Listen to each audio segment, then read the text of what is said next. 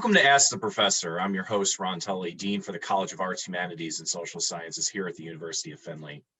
Ask the Professor is a show where you get to know our UF professors a bit better. You learn about their vocational passions, what they love to teach, and their ongoing research, service, scholarship, and/or creative projects. Hopefully, when we're finished, we have a better understanding of their discipline, their typical workday, and of course, most importantly, who they are and what motivates them. Today, I'm honored to welcome my colleague and good friend, Dr. Andrea Mata. Andrea currently serves as Associate Professor of Psychology within the College of Arts, Humanities, and Social Sciences here at the University of Findlay. Andrea teaches most of our applied psychology courses. On the research front, she currently leads a team of research assistants who are exploring the developmental history of mass shooters. A former college athlete, she serves as the university's faculty athletics representative, a role she's held since 2014. And with this role, she helps to ensure our student athletes maintain a good balance between academics and athletics. Andrea has served on the board for Habitat for Humanity in Findlay-Hancock County, where she led a team of volunteers who assisted the partner families through the process of earning a Habitat home. Dr. Mata is a licensed clinical child psychologist who specializes in treating antisocial and aggressive behaviors in children and teens. She strives to strengthen families by teaching coping, conflict resolution, and parenting skills. You can also catch Dr. Mata on the Bright Spot podcast, where she provides practical tools for dealing with everyday problems. Her vocational goal is to help struggling families find the right tools and methods to strengthen their relationships and their resolve. She resides in Bowling Green, Ohio with her husband, 3 kids, including 2 fraternal twins, and 2 dogs. So welcome, Dr. Mata. Andrea, thank you for joining us. Thanks for having me, Ron. So let's kick things off with a basic question, perhaps not so basic, it has a few parts to it, but first off, what is applied psychology? Why study it? And more to the point, why study it here at UF? So applied psychology is just a different word for clinical psychology. So in the field of psychology, it's actually broken down into 2 different broad categories. You can be either applied/clinical, or you can be more experimental. So given that I'm clinical or applied, it's more along the lines of like, how do we take these abstract psychological terms and use them to better people's lives. So taking something like very abstract, like the feeling of confidence, and what are some practical tools that people can do to improve their confidence? What were some of your personal motivating factors for choosing this field? So when growing up, I grew up in of the South Side Chicago. So usually people at this point say South Side, which is silly. That would be me. That would be you. It's both Chicagoans here. Yeah. And so I grew up in this kind of Southside Chicago 9-street neighborhood that was extremely gang infested. And I never went that route. And so, but one of the things that I always tried to figure out was, I have 2 older brothers. So why did my 2 older brothers, who one is a doctor and one like a medical doctor, not a PhD, a medical doctor, and then the other one's a physician assistant. Why did we come from this neighborhood and become successful compared to a lot of our peers who struggled and kind of got into gangs and got into drugs?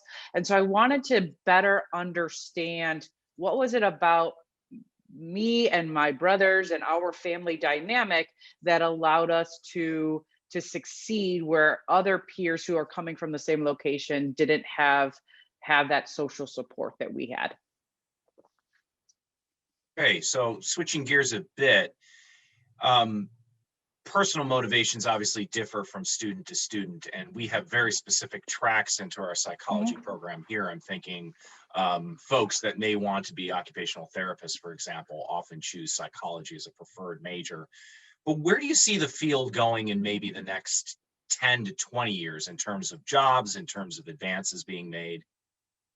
I think especially with COVID right now, we're going to see, like, my private practice is seeing a huge uptick in people who are struggling with anxiety. And so I think there's always going to be a need for clinical psychologists, effective clinical psychologists, counseling psychologists, where you're always going to have that need. People are always going to struggle with some form of dysfunction that's going to get in the way of their life. And so they're going to need people who are well trained in order to help them kind of figure out and help them move past those barriers, those struggles that they're experiencing in their life.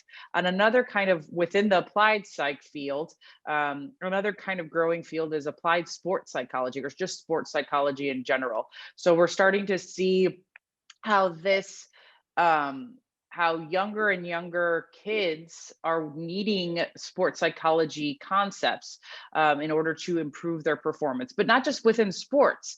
Sports psychology is essentially the psychology of performance. So how does anyone improve their performance when they're experiencing some kind of like mental block? And so industrial organizational psychology, or what we call IO. So it's the marriage between business and psychology. And so how can companies better create policies that are going to help their employees not only develop, but also have good life work balance? But then also, how can these companies also do the best that they possibly can? So, sort of tangentially related, let's say a student doesn't know what they want to do. They're not really, and this is rare today, right? Because there's so much pressure and focus on jobs. But let's say we get that student, kind of a classic college student that comes in as undecided. What type of skill sets do they get if they choose psychology? Well, that's the funny thing. So, like, we have this class called Orientation to Psychology, and the vast majority of our psych majors come in and they're like, we're going to be clinical psychologists and we're going to go on for our PhD. And then I drop the bomb of like, getting a clinical psych PhD is the second hardest graduate program and then to get into in the nation. The number one is veterinary school, simply because there's only 26 programs to get into. So in order to become a clinical psychologist, you have to be the kind of a very top tier student. And so we kind of walk through that with them, that, okay, what is it exactly that you want to do for 40 to 45 hours a week? Because all of our psych majors, one common thing is that they want to help people. But there's an abundance of ways to help people that doesn't necessarily mean sitting down with people and doing therapy with them. And so we'll sit down with them across their 4 years, and because we provide a very broad-based psychological knowledge, so we have courses that are going to give them lots of knowledge across the areas of psychology, not just clinical psychology, that is going to help them so that when they start to get into their senior year, they have a better idea of what graduate program are they going to go into, because there's actually 56 different subdisciplines of psychology that they could go into, not just clinical psych. And then maybe they don't even want to go to graduate school. Maybe they want to get a job immediately after their bachelor's degree, which is a common misconception of psychology, that you can't do anything with a bachelor's degree with a bachelor's degree in psychology, which is actually false. And we have, I would say, like about 25% of our psych majors are going straight into the job market solely with a bachelor's degree in psychology. I like the way you phrased it. I think you said something like, what do you want to do with, 40 to 45 of your hours every day of every Mhm. week for the rest of your life? That's a profound way to look at it. I think that could be helpful to students. So for those students, what courses outside of psychology for you, I mean, giving them some reflection here, did you find most applicable to your work in teaching? In other words, kind of your knowledge and skill base outside of psychology, maybe. What were some of those courses that you took that you found useful? So writing for sure. So learning how to write effectively, because I mean, you being an English professor, I'm speaking to the choir right now. But you can always write better. And no one's ever going to say like you write too well. Like they're not going to say that. And so you can always improve on that skill. Other skills is communication. So how can you better communicate with other people? Because there's good ways to communicate, and then there's not so great ways to communicate. And unfortunately, we don't have a lot of courses that kind of focus in on that. And so a lot of the times our psychology majors will minor in interpersonal communication, so that they have additional knowledge and skills about how to kind of build on skills that we're giving to them within psychology. Tell us a little bit about your own research. Yeah, so as you mentioned before, I predominantly study the development of antisocial and aggressive behavior, and then a second line of that is within how do extracurricular activities, so sports, drama, creative pursuits, all of those high school extracurricular activities, how does that impact a children and teenagers' development? And so right now I kind of am focusing a lot on more on the antisocial and aggressive behavior. So we started back in 2016, some of my undergrad research assistants, when we saw a very big increase in mass shooters. We were like, okay, well, let's explore this a little bit more. Where's the lack of knowledge within the understanding of mass shooters? And what they didn't know, so like there's not one single profile, like a profile for school shooters, and where the lack of research was a developmental perspective. So trying to understand these individuals who are engaging in these heinous crimes, where did they come from? What's their family like? What was their peer relationships like? So we are, since 2016 and then through now, and we've made some adjustments along the way. I currently have 6 research assistants who have been trained in qualitative coding, and we're trying to look at, can we better understand the developmental history of mass shooters? So what does that mean? It looks at, when did they start engaging in antisocial and aggressive behavior? Did they start engaging in childhood, adolescence, or in adulthood? Did they have a psychological disorder prior to the mass shooting? What was their relationship like with peers during childhood and adolescence? How many adverse childhood experiences, or ACEs, which is blowing up in the research right now? So how many ACEs did they experience? So did they experience psychological abuse? Did they experience physical abuse? Did they live with a parent who had criminality or mental health issues? What was their family structure like? What was their income level like?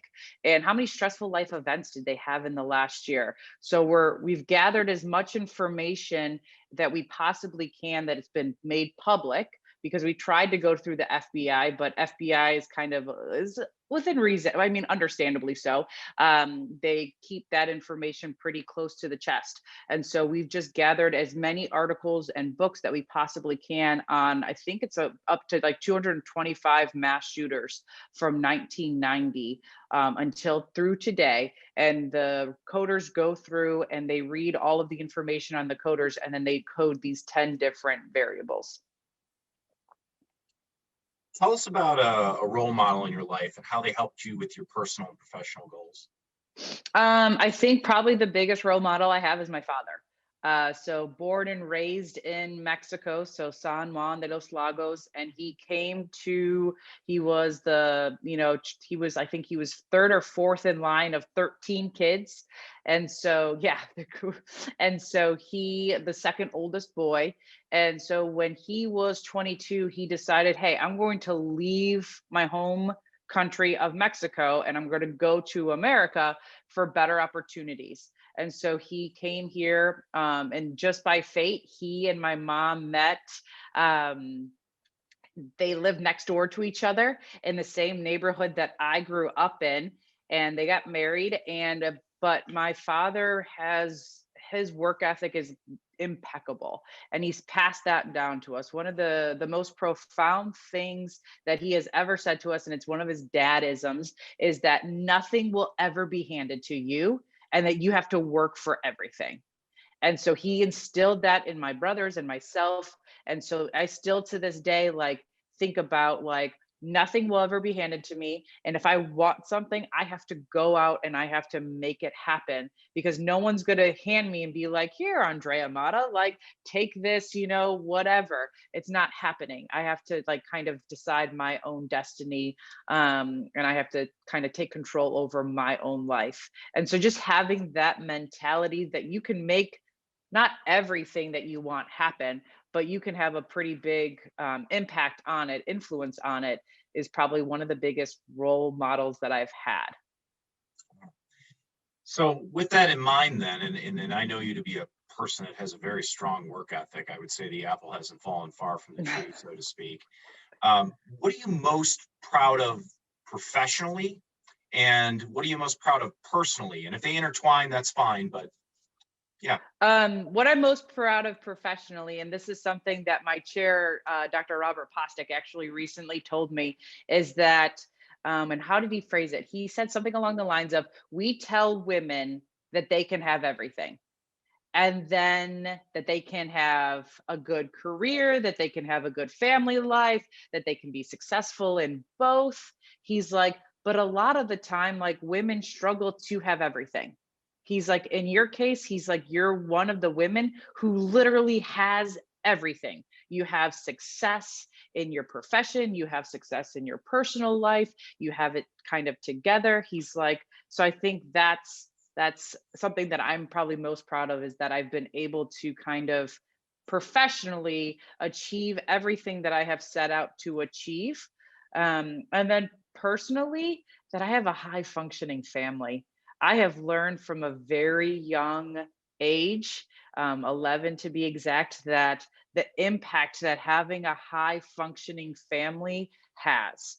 Um, so, and I'm proud that, like, I love my husband and we have a high quality relationship, and we have these three great kids that are all so goofy. Someone asked me how the kids were doing yesterday. I'm like, they're just goofy. Like yesterday, the three kids looked at us and they're, after dinner, they're like, can we play? And they're like, two Ninja Turtles, two cat, or one cat and a mouse, or two mice. And we're like, sure. We're like, but what does that mean? And Connor's like, well, I'm going to be a Ninja Turtle. Daddy's a Ninja Turtle. Chloe is a mouse. So she put like Mickey Mouse ears on. And then Charlotte was the other mouse. And then somehow I became the cat.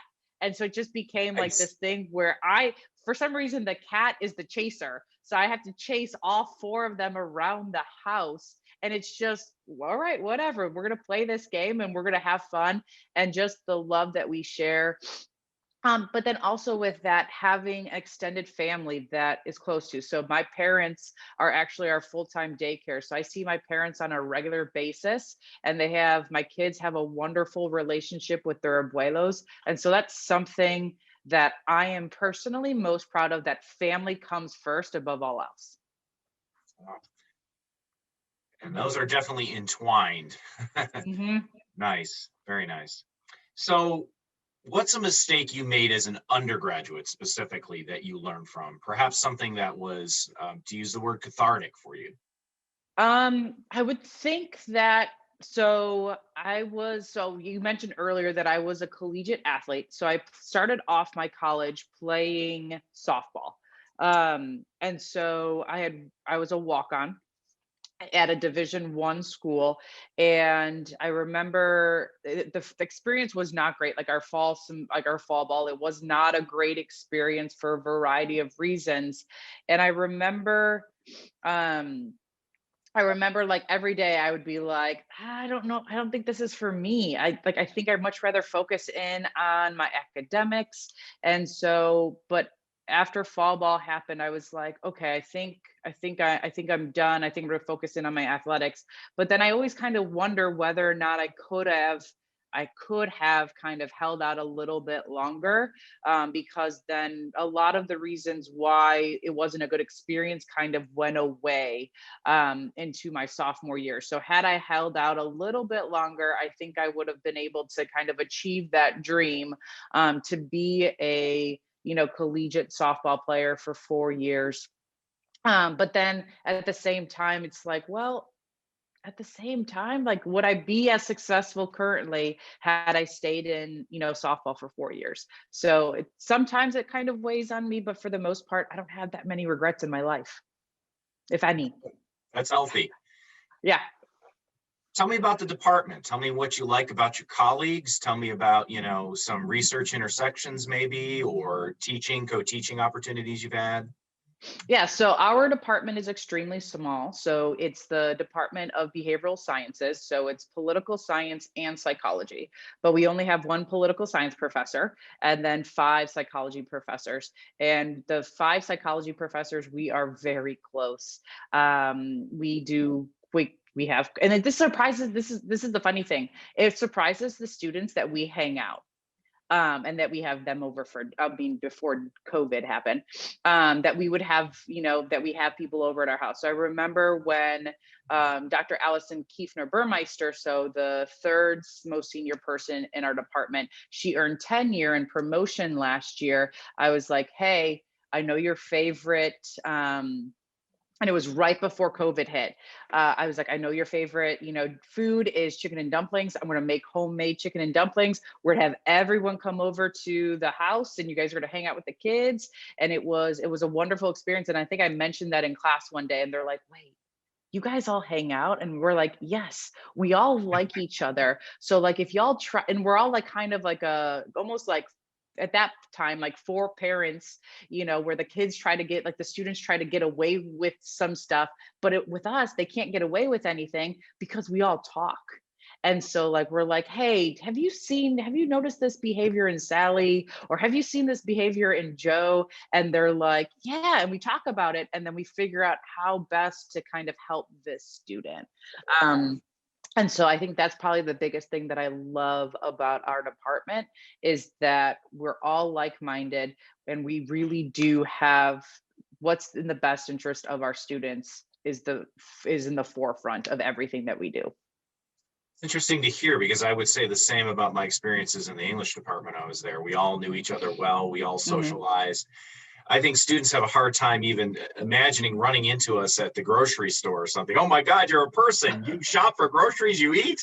How Right. is this possible? So yeah, I can see how that would be shocking. And you have a one up too on them because it's a small department, so you know each other very intimately in that sense too. Mhm. So keeping with department business then, what's your favorite course to teach and why? My favorite course to teach is one that I have only taught 3 times, and I'm currently teaching it. It's called Dating in the 21st Century. So it's one of our ones that is not on the books. It's a discussion-based class. It's very, very popular, so it fills very, very quickly. But it's the typical, like the stereotypical college course where I give them materials to read, and then every day they come in and we have discussions, and we really kind of get down into these core beliefs that they have about romantic relationships and dating and marriage, and what does that all kind of look like. And it's the conversations that we have, like there's a lot of the times that we are just laughing, um, because of preconceived notions. And the rule of the course that I give them on the very first day is that you are allowed to say anything that you want. You are allowed to voice whatever your opinion is, say it, because then we can like talk about it and we can discuss it. And no one in the room is allowed to shut anyone else down and say that that offends them. If you have it, and I tell the students, I'm like, if you become offended by something that someone says, don't emotionally like attack them. You need to sit back and you need to ask that person questions to try to figure out what is it about what that person said that offended you, because I want us to learn from each other. And if this person has an opinion, that's their opinion. They shouldn't be shut down for it, but let's better understand it, and can we learn from each other. And like yesterday, we were just having a funny time because we got on the topic of um, dad bods, because I know exactly, Ron. The poll recently came out that like on dating.com that women prefer men with dad bods compared to like ripped men. And so we started like discussing this, and the girls in the class were like, well, yeah, they're like, we could see that. Like, they're not spending like all of their time in the gym. And then the guys are just sitting back and they're like, what? And like Mind we blown. have mind blown. And then like, and the funny thing is, like, we have one of our alumni who sits in on the class, Jason Moore, who's currently in the NFL. So he, I mean, he's the epitome of ripped. And so I asked him, I'm like, Jason, do you experience that? Like, do you feel like you're being like that discriminated against because you're too ripped? And he's like, actually, I kind of do. And then like one of the other guys goes like, this makes absolutely no sense. And so we were Yeah. just talking about, and it was just funny. It was just a good time, like kind of getting at those. Cause I was like, I'm like, you mean to tell me if you have a guy with a dad bod and you have Channing Tatum in front of you, you're going to be more attracted to the dad bod? I'm like, I'm going to call malarkey on that. Well, I think one of your colleagues would say there's a way to test that, right? Dr. Larson would probably say, with retinal scans and whatnot, we could test that, because I think there's a disconnect from what I've read between what men say they prefer in the Mm-hmm. female body and what they Yep. actually prefer. I mean, going back to the Venus of Willendorf, it's pretty clear that there's this genetic drive for men to find women that have more body fat, Mm-hmm. right? Yeah. So that would be interesting to do a study on the opposite way to what you're talking about. Well, so the students each, they got paired up into, or they got put into groups, and so they do have to do a research study. And so one of the groups called that very question yesterday. They're like, we call it, and so they're going to do like a study on dad bods and whether or Right. not women prefer dad bods versus the totally ripped muscle man. Very interesting. It makes me smile. So I think you've indirectly here, vicariously, you've talked about some of the things you like about UF. Maybe you could expand on that a bit more. What makes UF a special place? I think the biggest thing that makes UF a special place is that the relationships that we have with our students. And maybe this is not, but I would imagine that it is across the board, especially with such a small college, is that it allows you the ability to create and to form and maintain very strong influential relationships with your students, so that they know that they can always rely on you and that you can always kind of be there for them and impact them. And I think that is very, very powerful. So for example, one of our alumni contacted me, when was it, just 2 days ago, and they like texted me in the morning because it was a student that I had a very close relationship with, and they're like, hey, can we chat today? And so I was like, yeah, I have, like, I'm going to be driving to campus at 12, like, can we chat then? And they're like, yeah. And so I called them, I'm like, what's going on? And they're like, I have no idea what I want to do with my life. They're like, I just had this job, and they graduated like a year ago, and they're like, I had this job and I quit after 2 days. And I was like, okay, well, let's figure it out. So on the drive in, him and I are working through an activity to try to figure out what is it that they want to do. And then one of the podcasts that I co-host, my co-host is actually an alumni of Findlay. So she was a junior when I first started at Findlay, and she was a non-traditional student. So she was only like 3 years younger than I was when I started. And so her and I had a very professional relationship, and then it kind of grew into a friendship over time. And then her and I were like, hey, let's create this podcast. And so we're into our second season now of the podcast, and we get really good reviews from it. So I think just that relationship that is long lasting is one of the best things about the University of Findlay. That's our alumni. I think, as they say, the proof is in the pudding, right? I mean, Mm-hmm. if they're still contacting you long after they're gone, I think that's high praise. Let's go the opposite way, and let's talk about students who are perspectives. So a Mm-hmm. student's thinking of coming to UF and they're thinking of studying psychology. Give me your 30-second elevator speech to persuade them. I think the best thing is that we are going to make sure, have an individualized approach with you, that we're going to figure out exactly what is it that you want to do. Yeah, you might say that you want to be clinical, but after taking a few classes, maybe you take cognitive psychology and you're like, oh man, I really want to get into this experimental piece.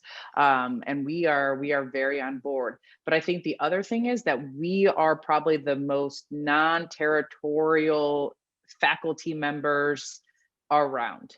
And so if a student comes to us and they say like, hey, yeah, I was a psych major, but now I think I want to do education, or I want to do pre-med, something like that, we have no problems of kind of connecting them with those people. So if you are one of our kind of our students, we're going to make sure that you get developed in a way that you want to get developed. And if it's psychology, that's wonderful and great. But if it's not psychology, well, then we're going to make sure that you can get to where you need to be, because we live out that our mission of equipping students for meaningful lives and productive careers.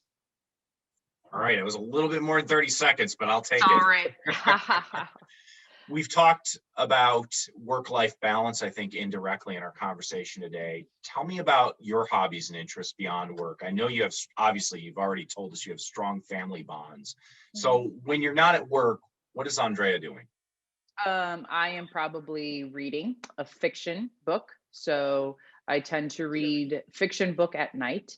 And then I will also do some nonfiction reading as well. But I make sure that I read about at least 15 minutes of a fiction book every day. I'm also, because I was an athlete my whole life, I continue to work out. So get that self-help, like that self-care kind of time in. And then just kind of a lot of the time is spending time with family, but individual time would be more along the lines of athletics, going to athletic events, engaging in activities, hikes. The kids and I go for hikes quite often. We went for a hike last week. As soon as it gets above like 45 degrees, the kids and I are outside. So those are all things that, and writing, like I've started to kind of get a little bit more into writing as well. So let's think about something maybe outside of the psychology realm a little bit. Let's just talk about, you mentioned the strength that you feel from your own family and the kind of the role model of your father, so to speak. It gets kind of tricky when we talk about these things on maybe a national level, because we know that many of the problems that exist in society are due to problems within the family. Mhm. What are some ways, maybe on a national front, we can approach strengthening the family? Yeah, absolutely. I think probably the biggest thing is that, so I have kind of this whole like model in my head that we have, in order to fortify, usually I say like fortify, strengthen the family. I think we need to work on like almost like three pillars. So we need to work on an individual front. So giving people individual coping skills so that they are functioning at the highest level that they can be functioning at, because we know that high functioning individuals are going to lead to better functioning marriages, and so are romantic relationships, because not everyone gets married. The national rate of marriage is actually declining. We talk about that in dating class next Thursday. So if you want to come on in, come on in. And so kind of building those marriages. So one of the biggest predictors of divorce is the lack of conflict resolution skills. So kind of providing individuals with conflict resolution skills and just your basic relationship skills so that they can have high quality romantic relationships, and then also kind of building off of that and then teaching them, effective parenting. So lots of people like to say that the kids don't come in this world with like a manual, and I'm like, well, there's actually a few like basic fundamental principles that if you instilled in your parenting would be a heck of a lot easier, if you kind of incorporated just a few of those basic fundamental skills in. So you're walking down a hall, and we won't Mhm. say it's in this building because we know how small our house is here.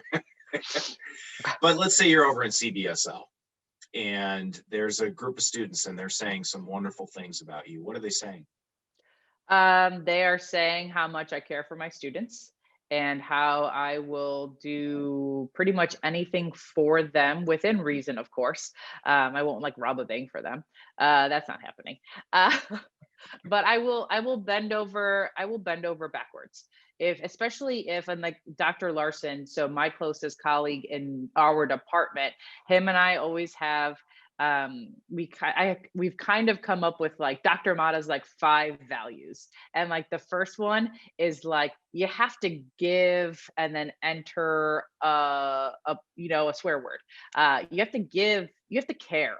And so you have to care about what you're doing. And if you're a student who actually puts pride and cares about what they're learning, like we are going to bend over backwards to make sure that you become as successful as you possibly can. So I think that's kind of the thing that they're going to be saying. And they're probably going to be joking about, it's always weird because the students, the words that they use to describe me, they're so conflictual. They'll be like, she is intimidating, she's warm and fuzzy, she is assertive, she is like so nurturing. And I'm like, where is this? Like, and we've talked about this in class. I'm like, where does this come from? Like, I have like, it's almost like you would describe like 2 completely different people, kind of depending on like how close of a relationship I have with you. I don't know. I see some truth there. So, you've kind of already answered my next question then. Keep going down that hall, and there's another group of students, and they're saying some not so nice things about you. What are they saying? That I expect too much from them, that I am challenging them too much, and that they would much rather me give them just easy assignments so that they could get easy points and so that they could earn an A. Any student who takes my class knows that earning an A is you have to work to earn an A in my courses. You're not just going to be given an A.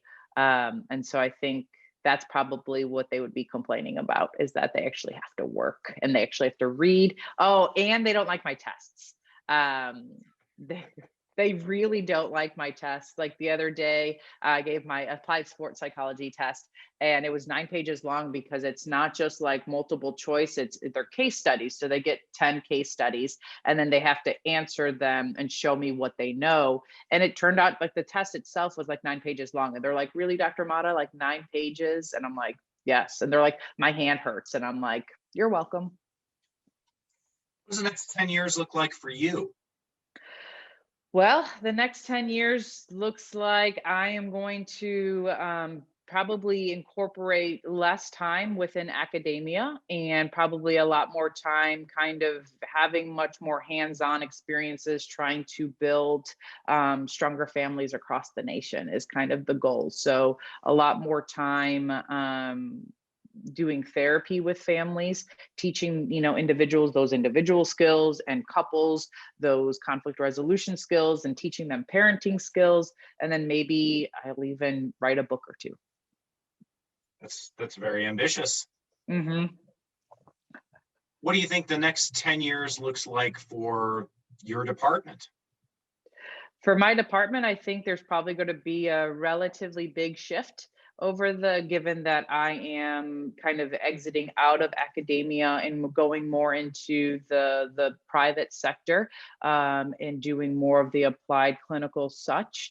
They're going to be searching for a new clinical psychologist. And so I think they're going to, and me being the most senior person in my department, they're going to kind of have to figure out what does the department look like without like my influence. Okay. So if you could take a look, let's go, we said 10 years here, so let's think about that. What is your legacy then at Findlay? Let's see. My legacy at Findlay, I think, would be, oh, that's a good question. That's not a question I was ready for. I think that, oh, I got it. That I really kind of hammered in the idea that you can do something with a bachelor's degree in psychology, that you don't have to go on for a master's degree or a PhD. And that mentality of what is it that you want to do for 40 to 45 hours a week, because we don't want you hating your jobs. And so I think kind of having that mentality and incorporating that strategy, that activity to help students really figure out what is it that they want to do with their life, because it's a whole activity that I put any student that comes to me and wants to kind of explore what is it that they want to do with their life. It's a whole activity that that students, that we go through. It's, what do you want to do for 45 to 40 hours a week? Who do you want to be helping? What do you want to be doing with them? What's your life work balance? What are you passionate about? And then based off of all of that, we kind of incorporate all of that information and start to come up with a list of careers that would be best suited for those answers that they gave. And so I would hope that that would be my legacy. We've touched on this a bit already, but if we could make it kind of succinct, what is kind of one piece of advice that you would give to incoming students? And then what's the one piece of advice, and maybe it's the same, that you would give to outgoing students? My biggest piece of advice for incoming students would be that really focus in on learning. Don't focus in on grades. Who cares? Whatever you're like, my students know, like, I don't like grades. Like, I have to give them grades, and I would give them all A's if they earn them. But what are they learning? Because if you focus in on what are you learning, well, then the grade is going to come. So you got to focus much more on the process than the outcome. And then for our outcoming students is don't be afraid to change your mind. That if you get into a career and it's not fitting you, and you don't find yourself enjoying it and being passionate about it, it's okay to change. And that you have a bachelor's degree and you don't have to necessarily go back to school to gain more knowledge. I think with our society being the way it is right now, that you can get into a career that you want to get into without necessarily the credentials. And so this was a conversation that I've had with two of our alumni recently, is that both of them, they're like, hey, maybe we want to become sports psych. Like, we want to become like sports psychologists. And they're like, do we need to go back for a master's? I'm like, first of all, the two of you hated school. And so why would you go back to get a master's degree? And I'm like, okay, let's talk about like what sports psychology is. Just go out and I give them ideas for books and stuff like that. Like, go out and read everything that you possibly can, learn from some of the best sports psychologists in the game, and then open your own kind of consulting business. And you can call yourself a performance consultant, and then you can kind of make your own niche. Great. So thank you. I want to kind of close things out on a personal note. And you probably have gotten this already, those of you listening, from some of the things that Dr. Mata, Andrea has said. She's leaving us after the semester. And I know that, she loves UF, but she has opportunities that are truly once in a lifetime on her horizon. Andrea, I know we'll stay in touch, but I do want to say how much I'll miss your presence at UF in so many ways. Your dedication to your students, your work ethic, collegiality, your great sense of humor, but most of all, I'll miss your smile and attitude every day. Working in the same office building with you for the last 7 to 8 years, I've really come to know you well, and you are truly a rock star. So best of luck to you, my friend. Thank you. So if you like what you watched today, check us out at UFTV and definitely subscribe to our YouTube channel. The easiest way to get there is simply to go to a search engine and type in UFTV, UFTV Productions, and you will see all of the previous episodes of Ask the Professor. If you'd like to follow up with Dr. Mata with any questions, please send her an email at mata@findlay.edu. That's the easiest way to get a hold of her. Thank you for watching Ask the Professor, and we hope you'll join us again. Thank you.